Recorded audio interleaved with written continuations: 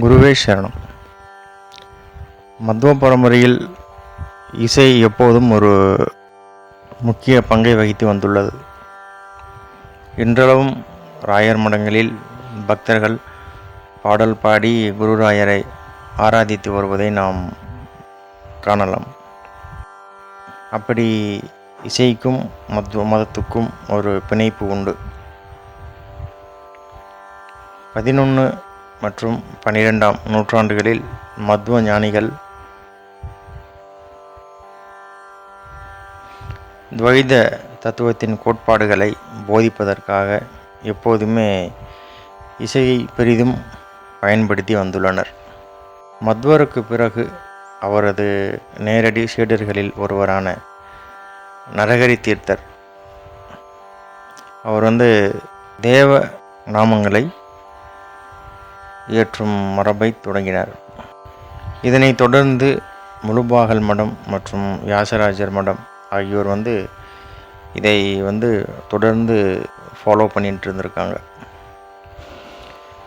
வியாசராஜரின் அடுத்த அவதாரமான ராகவேந்திர சுவாமி மத்வ பரம்பரையின் தலைசிறந்த மகான்களில் ஒருவராக திகழ்ந்தார், இன்றும் திகழ்ந்து வருகிறார். இசை அவரது இரத்தத்தில் ஊறியிருந்தது. மேலும் ராயரின் குடும்பத்தில் அனைவரும் இசையில் ஆழ்ந்த ஈடுபாடு கொண்டிருந்தனர். ராகவேந்திர சுவாமியின் கொள்ளு தாத்தாவான கிருஷ்ண பட்டா புகழ்பெற்ற வீணை கலைஞராக விளங்கினார். அவர் கிருஷ்ணதேவராயருக்கு வீணை வாசிக்க கற்றுக் கொடுத்தார். தனது வீணை வாசிப்பின் திறமையால் அவையை இசையால் அலங்கரித்த பெருமை அவருக்கு உண்டு. கிருஷ்ண பட்டரின் மகன் கனகாச்சல பட்டர். இந்த கனகாச்சல பட்டரின் மகன்தான் திம்மண்ண பட்டர். இந்த திம்மண்ண பட்டரின் தவ புதல்வர் தான் நம் குரு ராகவேந்திர சுவாமிகள். 15ஆம் நூற்றாண்டுகளில் விஜயநகர பேரரசு முற்றிலுமாக அழிக்கப்பட்டது. ராயரின் தந்தையான திம்மண்ண பட்டர் அம்பியிலிருந்து தப்பித்து வேறொரு இடங்களுக்கு தஞ்சம் போக வேண்டிய கட்டாயம் இருந்தது. அந்த சமயத்தில் தான் கும்பகோணம், சிதம்பரம் பகுதிகளில் அவங்க குடியேறுறாங்க. அங்கு திம்மண்ண பட்டர் தனது மூத்த மகன் குருராஜா அவருக்கும் இளைய மகன் வேங்கடநாதருக்கும் வீணை வாசிக்க பயிற்சி அளித்தார். வேங்கடநாதர் விரைவிலே வீணை வித்வானாக மாறிவிட்டார். குருராயர் தனது பிரியமான வீணையை எப்போதும் தன்னுடன் வைத்திருந்தார். அது அவரது பிரிக்க முடியாத தோழனாக இருந்தது. குருராயர் மாணவர்களுக்கு இசை கற்பிக்காத நேரங்களில் எப்போதும் வீணையை வாசித்து கொண்டிருப்பார் அப்படின்றது அவருடைய நூலில் சொல்லப்பட்டிருக்கு. ராகவேந்திர தீர்த்தராக சந்நியாசம் ஏற்றுக்கொண்ட போதும் அவர் வீணையை வாசிப்பதை நிறுத்தவில்லை அப்படின்னு சொல்கிறாங்க. தனது அன்புக்குரிய மூலராமரின் முன் வீணையை வாசித்து மனதார பாடினார். குருராயர் உடுப்பியில் கிருஷ்ணர் முன் இந்து எனகே கோவிந்தா அந்த ஒரு பாடலை உருக்கத்துடன் தன் சொந்த குரலில் அவரே வீணை வாசித்து உருகி பாடினார் என்பது நாம் அனைவரும் அறிந்த ஒன்று. குறிப்பாக வீணை மீது இருந்த காதல் அவருடைய முதல் அவதாரமான சங்குகர்ணரிடமிருந்தே உருவானது.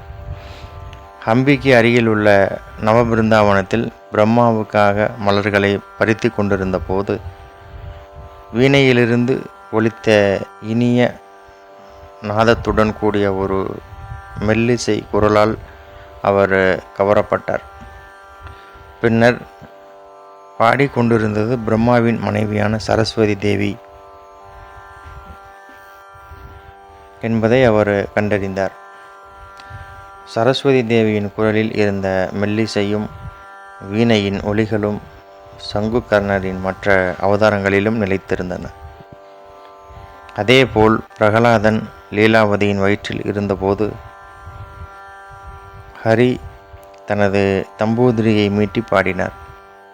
பின்னர் பாகிலிக ராஜா சாந்தனு மன்னரின் சகோதரன் என்பதும் அவர் குருஷேத்திர போரில் கௌரவர்களின் பக்கம் நின்று போரிட்டார் என்பதும், கதாயுத சண்டையின் போது பீமனால் அவர் கொல்லப்பட்டார் என்பது மட்டும்தான் நமக்கு கிடைத்த செய்தி சான்று. வியாசராஜர் ஒரு புகழ்பெற்ற இசையமைப்பாளர். அவரின் பெரும்பாலான படைப்புகள் கிருஷ்ணரை பற்றியே சொல்லப்பட்டிருக்கு.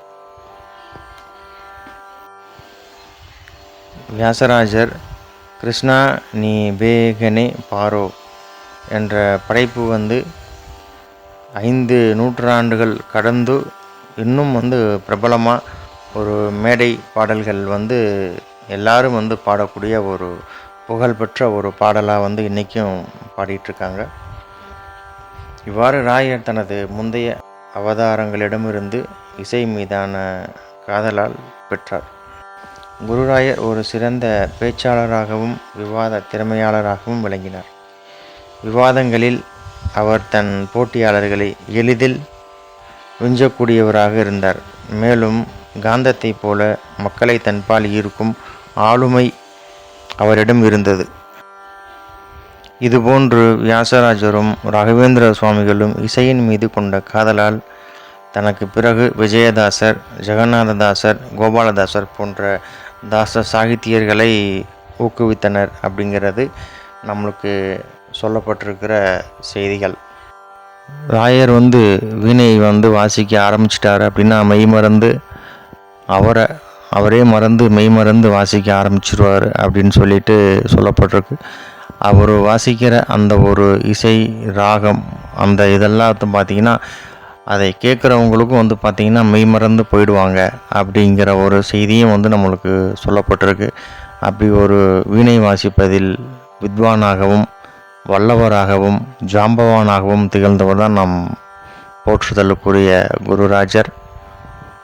நன்றி. மீண்டும் அடுத்த ஒரு பதிவில் சந்திப்போம். ஜெய் ஸ்ரீ ராகவேந்திராய நமः. குருவே சரணம்.